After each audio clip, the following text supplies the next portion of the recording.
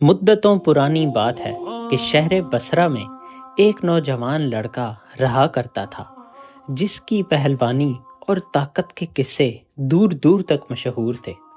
اس کا والد ایک معمولی کسان تھا اور جب وہ بوڑھا ہو گیا تو گھر کا سارا بوجھ اس پہلوان کے کندھوں پر آ گیا۔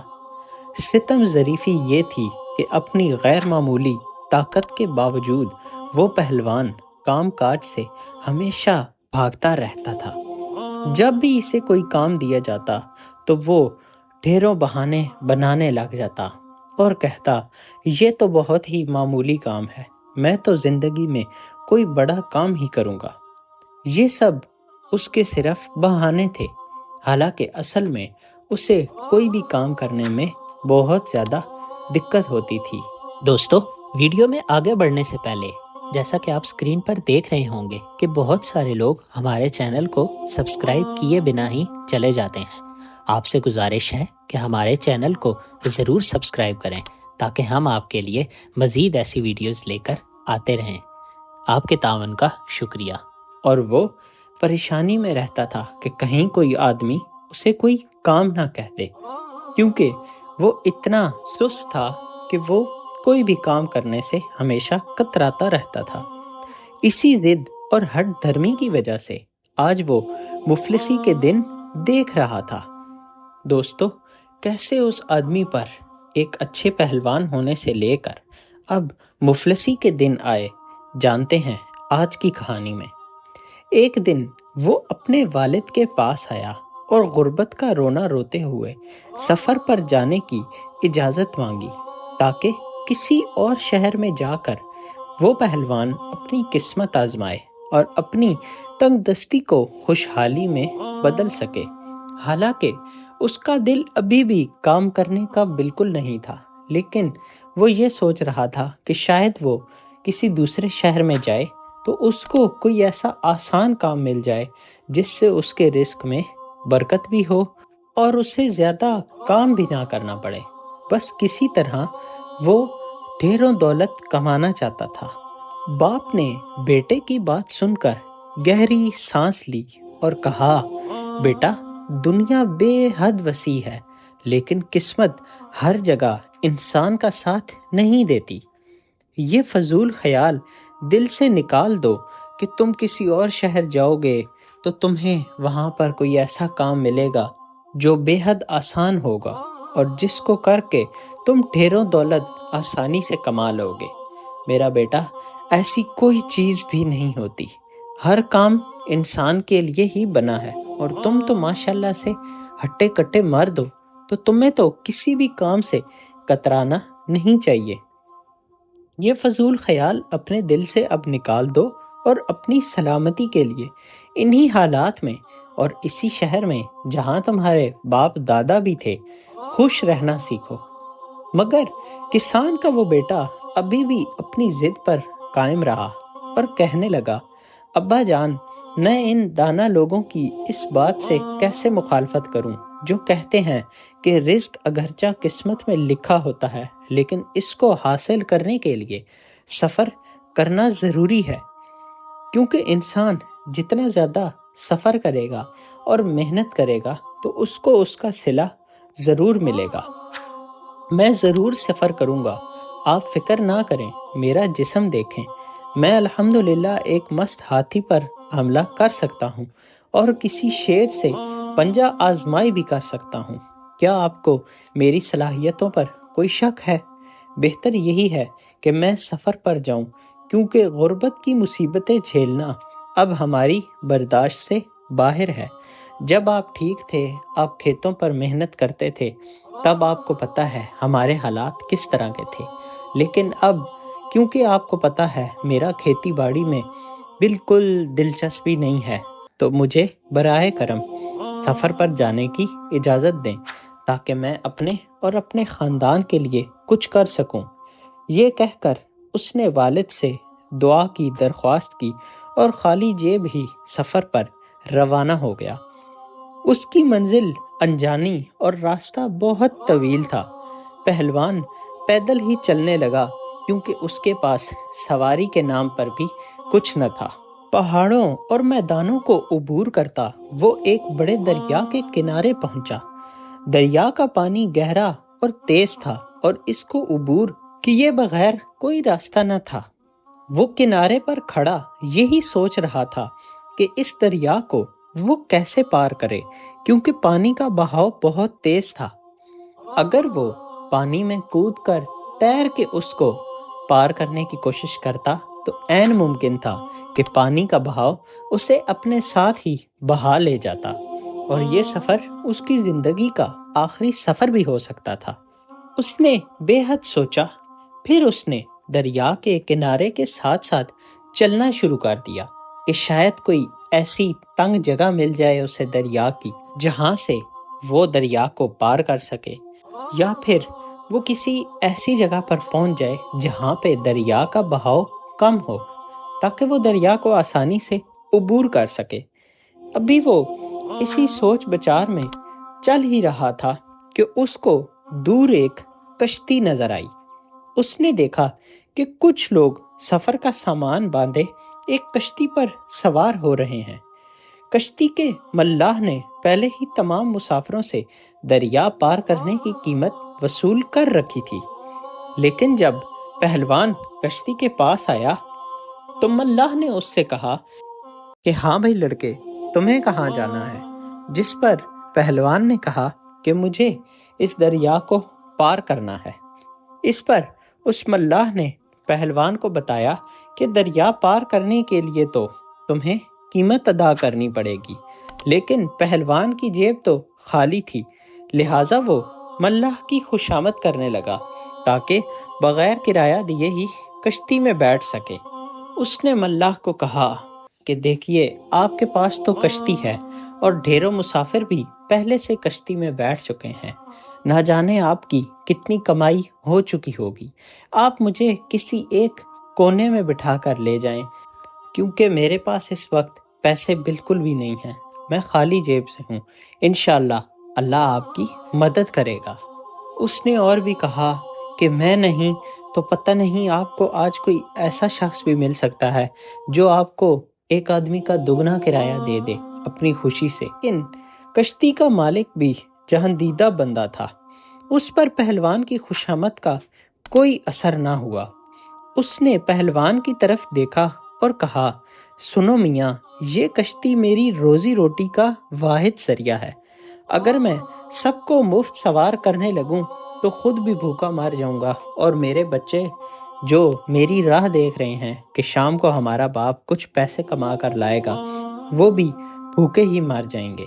دیکھتے ہی دیکھتے کشتی چل پڑی اور پہلوان کو یہ دیکھ کر سخت غصہ آیا کہ کشتی والے اسے وہیں چھوڑ کر چل پڑے ہیں، اور چلا کر بولا، سن لو، اگر تم کرائے کے بدلے میرے جسم کا لباس رکھنا چاہو تو میں دینے کو تیار ہوں، کیونکہ میرے پاس اس کے علاوہ اور کچھ نہیں ہے۔ یہ سن کر کشتی کا مالک لالچ میں آ گیا۔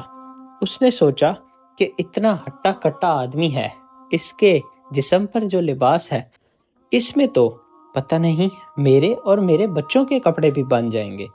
یہ سوچ کر اس نے کشتی کا رخ واپس کنارے کی طرف موڑ لیا، اور جیسے ہی قریب آیا پہلوان نے ملاح کو کشتی سے نیچے کھینچ لیا اور بے حد مارنا شروع کر دیا۔ اس نے ملاح کو بے حد مارا اور غصے میں وہ لال پیلا ہو چکا تھا۔ کشتی سے ملاح کا دوست اپنے دوست کی مدد کرنے کے لیے اترا، لیکن جیسے ہی وہ پہلوان کے قریب آیا اور اس نے پہلوان کو ملاح کو مارنے سے روکنے کی کوشش کی تو پہلوان نے اسے بھی دبوچ لیا اور دونوں کی خوب پٹائی کی۔ دونوں نے یہی مناسب جانا کہ صلح کر لی جائے اور پہلوان کو مفت دریا کے پار لے جایا جائے۔ چنانچہ ان دونوں نے پہلوان سے معافی مانگی اور پہلوان کے آگے خوب روئے کہ انہیں نہیں پتا تھا کہ آپ ایک پہلوان ہیں اور اچھے لڑاکو ہیں، بس ان سے غلطی ہو گئی ہے، ان کی غلطی معاف کر دی جائے اور وہ آپ کو مفتی میں دریا پار کرنے کو تیار ہیں۔ چنانچہ پہلوان نے بھی ان کی معافی قبول کی اور ان کے ساتھ کشتی پر بیٹھ گیا۔ سفر کے دوران اچانک سے پانی کا بہاؤ زیادہ تیز ہو گیا اور ملاح کشتی کو سنبھال نہ سکا، جس سے کشتی کسی بڑی چٹان سے ٹکرا گئی اور اس میں کچھ خرابی پیدا ہو گئی۔ اس وقت ملاح نے آواز دی، کیا تم میں سے کوئی ایسا شخص ہے جو کسی ستون پر چڑھ کر کشتی کو رسی کے ذریعے روک سکے تاکہ میں اس کی مرمت کر سکوں؟ پہلوان کو اپنی طاقت پر بڑا ہی گھمنڈ تھا۔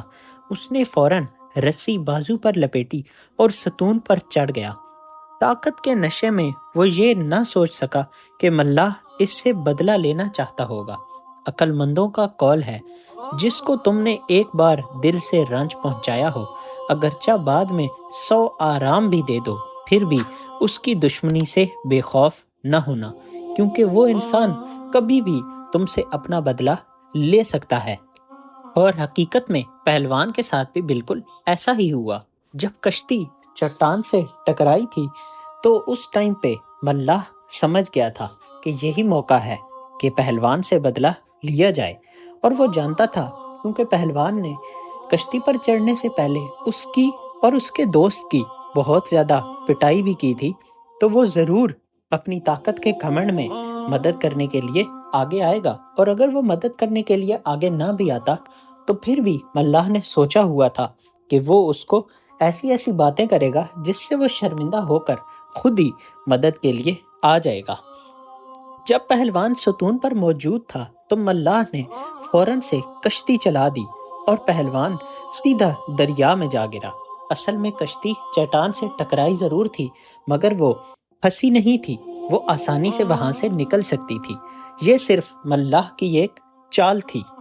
کشتی پہلوان کی نظروں سے اوجھل ہو گئی اور وہ دریا میں ہاتھ پاؤں مارنے لگا تاکہ اپنی جان بچا سکے۔ بڑی مشکل کے بعد وہ کسی طرح ہاتھ پاؤں مار کر کنارے تک پہنچا، مگر اس کا جسم نڈھال ہو چکا تھا اور وہ کنارے پر پہنچتے ساتھ ہی بے ہوش ہو کر زمین پر دھڑم سے گر گیا۔ دریا کے اس پار کہیں آبادی کا نام و نشان تک نہ تھا۔ کچھ دیر بعد جب پہلوان کو ہوش آیا تو اس نے ارد گرد دیکھا، لیکن اسے دور دور تک آبادی کا کوئی نام و نشان نہ نظر آیا۔ مرتا کیا نہ کرتا، اپنی بھوک مٹانے کے لیے درختوں کے پتے اور گھاس کھانے لگا، یہاں تک کہ کچھ طاقت اس کی واپس آئی اور وہ دوبارہ اپنے سفر پر چل پڑا۔ چلتے چلتے ایک چھوٹے سے گاؤں کے قریب پہنچا۔ راستے میں اسے شدید پیاس لگی۔ اتفاق سے اسے وہاں ایک کنواں نظر آیا جس کے ارد گرد کچھ لوگ بیٹھے تھے۔ پہلوان کے پاس پیسہ تو تھا نہیں، اس لیے اس نے اپنی بے بسی ظاہر کی، اور کبھی اپنی طاقت پر گھمنڈ کرنے والا پہلوان آج لوگوں سے پانی دینے کی بھیک مانگ رہا تھا، مگر کسی نے اس پر رحم نہ کھایا۔ تنگ آ کر اس نے پانی بیچنے والوں کو پکڑا اور پھر سے انہیں مارنے پیٹنے لگا۔ یہ دیکھ کر لوگ اس پر ٹوٹ پڑے اور اس کی خوب پٹائی کی، یہاں تک کہ وہ خوب زخمی ہو گیا۔ اب وہ زخمی حالت میں دور جا بیٹھا اور سوچنے لگا کہ اس کے ساتھ یہ سب کچھ کیوں ہو رہا ہے۔ دوستو، امید ہے آپ کو ہماری یہ کہانی بے حد پسند آ رہی ہوگی۔ اگر آپ نے ابھی تک ہماری ویڈیو کو لائک اور چینل کو سبسکرائب نہیں کیا تو براہ مہربانی ہماری ویڈیو کو لائک اور چینل کو سبسکرائب ضرور کیجیے گا تاکہ کل آنے والی ویڈیو آپ تک پہنچ سکے۔ بڑھتے ہیں کہانی کی طرف۔ اس نے دیکھا کہ ایک قافلہ وہاں سے گزر رہا ہے۔ اس نے ارادہ کیا کہ وہ اسی قافلے کے ساتھ کسی نہ کسی طرح داخل ہو جائے گا، اور جہاں وہ سفر کر رہے ہوئے تو ان کے ساتھ وہ بھی اپنا سفر جاری رکھے گا۔ ایسے اسے راستے میں کچھ نہ کچھ کھانے پینے کو بھی مل جائے گا۔ اس نے جیسے تیسے قافلے کے سردار سے بات کی اور اسے اپنی ساری کہانی سنائی کہ وہ ایک محنت کش ہے اور محنت کے سلسلے میں کہیں اور جا رہا ہے، لیکن اس کے سارے پیسے کسی نے چوری کر لیے ہیں۔ سردار کیونکہ ایک نیک انسان تھا، اس نے اس کو اپنے قافلے میں شامل کر لیا۔ قافلے نے اپنا سفر جاری رکھا اور چلتے چلتے رات ہو گئی، اور قافلہ ایک ایسے مقام پر جا پہنچا جہاں سخت چوروں کا خطرہ تھا اور ڈاکوؤں کا وہی علاقہ تھا۔ پہلوان نے جب دیکھا کہ قافلے والے خوف کے مارے کانپ رہے ہیں۔ ایسا لگ رہا تھا جیسے وہ اپنی موت کو سامنے دیکھ رہے ہوں۔ پہلوان نے قافلے والوں سے کہا، فکر نہ کرو، میں اکیلا 50 آدمیوں کا مقابلہ کر سکتا ہوں۔ میرا جسم دیکھو، میں ایک پہلوان ہوں۔ یہ سن کر قافلے والوں کو کچھ تسلی تو ہوئی اور ان کے حوصلے بلند ہو گئے۔ انہوں نے اس نوجوان کو خوب کھلایا پلایا، اور جب اس کا پیٹ بھر گیا، بھوک پیاس مٹ گئی، تو وہ لمبی تان کر سو گیا۔ قافلے میں ایک جہاں دیدہ اور تجربہ کار بوڑھا آدمی بھی تھا۔ وہ کہنے لگا، اے میرے ساتھیو، مجھے چوروں سے اتنا خطرہ نہیں جتنا اس رہبر سے ہے۔ اس کا اشارہ پہلوان کی طرف تھا۔ بوڑھے نے قافلے والوں کو ایک قصہ سنایا۔ کسی غریب کے پاس کچھ دولت جمع ہو گئی۔ اسے چوروں اور ڈاکوؤں کا ڈر لگنے لگا۔ اکیلا گھر میں سوتے ہوئے خوف محسوس کرتا تھا۔ اس نے اپنے دوستوں میں سے ایک دوست کو بلایا تاکہ رات اس کے ساتھ گزارے اور خوف ختم ہو۔ کچھ دنوں میں اس دوست کو اس کی ساری دولت کا پتہ چل گیا، اور ایک دن وہ سب کچھ لے کر 9 2 11 ہو گیا۔ جب لوگوں نے صبح اس غریب کو روتے پیٹتے دیکھا تو پوچھا، کیا کوئی چور تیرا مال لے گیا ہے؟ کہنے لگا، نہیں، خدا کی قسم، چور نہیں، میرا مال میرا اپنا دوست لے گیا ہے۔ اب سنو، مزید بزرگ نے کہا، یہ پہلوان بھی انہی چوروں میں سے ایک لگتا ہے جو مکاری اور فریب سے ہم میں آ ملا ہے۔ بھلا تم خود سوچو کہ کسی شخص کی حالت ایک گاؤں کے پاس اتنی بری کیسے ہو سکتی ہے؟ یہ ضرور جس گاؤں کے قریب ہمیں ملا تھا، انہی گاؤں والوں کا کوئی باشندہ ہوگا، اور انہوں نے جان بوجھ کر اسے ہم میں شامل کیا ہے تاکہ یہ ہماری اندر کی خبریں اپنے ساتھیوں کو پہنچائے اور پھر وہ ہمیں لوٹ لیں۔ قافلے والوں، میرا مشورہ ہے کہ اسے یہیں سوتا چھوڑ دو اور ہم چپکے سے یہاں سے نکل چلیں۔ قافلے والوں کو بوڑھے کی بات سن کر کچھ اچھا لگا۔ انہوں نے سامان سمیٹا اور وہاں سے نکل گئے۔ جب کافی دن چڑھ آیا تو پہلوان بیدار ہوا۔ اس نے ادھر ادھر دیکھا تو سناٹا تھا۔ قافلے کا نام و نشان تک نہ تھا۔ بیچارہ ادھر ادھر گھومتا رہا، مگر قافلے کا کچھ پتہ نہ چلا۔ وہیں پڑے پڑے 2 دن گزر گئے۔ آخر کار بھوک اور پیاس سے نڈھال ہو کر ایک جگہ گر پڑا اور موت کا انتظار کرنے لگا۔ اس کی آنکھیں بند ہو چکی تھی مگر زبان چل رہی تھی۔ کون ہے جو مجھ سے بات کرے؟ نہیں ہے کوئی مسافر کے سوا، نہیں ہے کوئی مسافر کا ساتھی۔ مسافروں پر وہی سختی کرتا ہے جس نے کبھی مسافر یعنی غریب الوطن کا دکھ نہ چکھا ہو۔ اتفاق سے ایک شہزادہ جو شکار کھیلتے ہوئے اپنے ساتھیوں سے بچھڑ گیا تھا، اس طرف آ نکلا۔ اس نے پہلوان کی زار حالت دیکھی تو ٹھٹک کر اس کے سرہانے کھڑا ہو گیا اور سننے لگا کہ وہ کیا کہہ رہا ہے۔ کیونکہ پہلوان سب کچھ بے ہوشی میں بڑبڑا رہا تھا تو شہزادے کو کچھ خاص سمجھ تو نہ آئی، لیکن پھر بھی شہزادے نے پہلوان کو ہوش میں لایا اور بٹھایا اور اس کی پریشانی کی وجہ پوچھی۔ پہلوان نے جو کچھ اس پر گزری سارا قصہ شہزادے کو سنایا۔ شہزادے کو پہلوان پر خوب رحم آیا۔ کبھی وہ پہلوان جسے اپنے جسم پر بے حد ناز تھا، آج وہ شہزادے کو اپنی مظلومی کے قصے سنا رہا تھا۔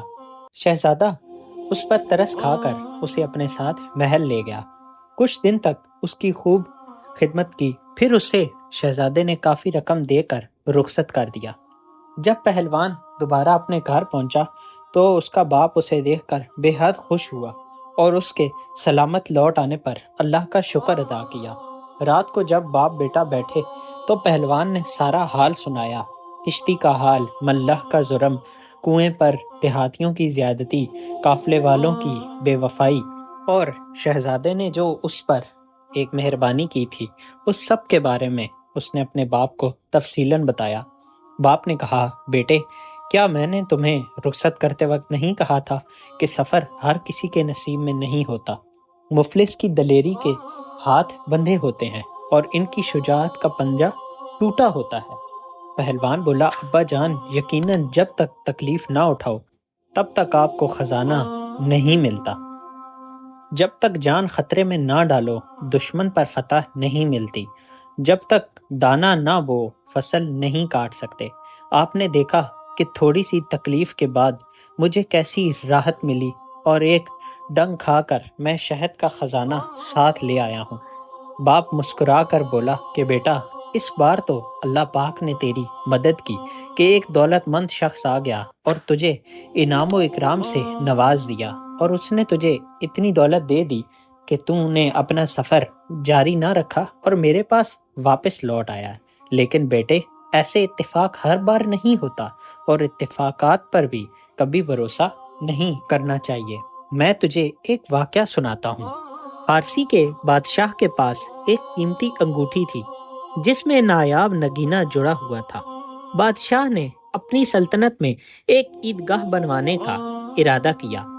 جب عیدگاہ مکمل ہونے کے قریب تھی تو بادشاہ نے عیدگاہ کی سیر کو نکلنے کا فیصلہ کیا اور حکم دیا کہ اس انگوٹھی کو سامنے گنبد پر رکھ دو، اور جو شخص اس پر تیر چلائے اور اس کے حلقے سے گزر جائے، انگوٹھی اس کی ہو جائے گی۔ 400 ماہر تیر انداز موجود تھے۔ سب نے کوشش کی مگر کوئی کامیاب نہ ہوا۔ قریب کی چھت پر ایک بچہ تیر اندازی کھیل رہا تھا۔ اس نے ویسے ہی تیر چلایا اور اتفاقاً تیر انگوٹھی کے حلقے سے گزر گیا۔ بادشاہ نے وہ انگوٹھی اس بچے کو دے دی، لیکن اس بچے نے اپنے تیر اور کمان جلا دیے۔ لوگوں نے جب یہ دیکھا تو حیرانی سے اس سے پوچھا کہ تم نے اپنا تیر کمان کیوں جلا دیا ہے؟ اس پر بچہ بولا، یہ تو اتفاق تھا کہ میں نے تیر چلایا اور وہ سیدھا بادشاہ کی انگوٹھی کے حلقے سے آر پار ہو گیا۔ میں چاہتا ہوں کہ میرا یہ وہم برقرار رہے کہ مجھے ابھی تیر اندازی صحیح سے نہیں آئی، ورنہ اگر میں یہ سوچوں کہ میرے اس تیر نے بادشاہ کے دیا ہوا انعام حاصل کرنے میں میری مدد کی تو میں کبھی اچھا تیر انداز نہیں بن پاؤں گا۔ وہاں ایک بزرگ کھڑے تھے۔ وہ بچے کی بات سن کر بولے، کبھی دانا سے تدبیر نہیں بنتی اور کبھی نادان بچہ بھی اتفاقاً تیر ہدف پر مار دیتا ہے۔ اپنے باپ کی یہ بات سن کر پہلوان کو کچھ چیزیں سمجھ میں آنے لگی اور اس نے اپنے باپ سے وعدہ کیا کہ وہ یہیں گاؤں میں رہ کر محنت مزدوری کر کے اس کا اور اپنے باپ کا پیٹ پالے گا، اور نہ صرف اپنی پہلوانی کے دم پر بلکہ اپنی عقل اور دماغ کے دم پر بھی اپنے باپ کی خدمت کرنے کی کوشش کرے گا۔ دوستو، امید ہے آپ کو ہماری آج کی یہ کہانی بے حد پسند آئی ہوگی۔ اس کہانی سے ہمیں بہت سے سبق سیکھنے کو ملتے ہیں۔ جیسے پہلا سبق، لالچ انسان کو ہمیشہ برائی کی طرف ہی دھکیل دیتا ہے، اور لالچ کے راستے پر چلنے والا کبھی کامیاب نہیں ہوتا اور ہمیشہ اس کا مقدر ناکامی ہی بنتی ہے۔ اس کے علاوہ ہمیں ہمیشہ دوسرے لوگوں کی مدد کرنی چاہیے۔ اگر کوئی ہمارے ساتھ برا کرتا بھی ہے تو ہمیں کوشش کرنی چاہیے کہ ہم اسے دل سے معاف کر دیں، تاکہ روز محشر اللہ بھی ہمیں اسی طرح معاف کر دے۔ دوستو، ہماری ویڈیو کو لائک اور ہمارے چینل کو سبسکرائب کرنا مت بھولیے گا، تاکہ آپ مزید ایسی ویڈیوز سے لطف اندوز ہو سکیں۔ ملتے ہیں اگلی ایسے ہی شاندار سبق آموز کہانی کے ساتھ۔ تب تک کے لیے اللہ نگہبان۔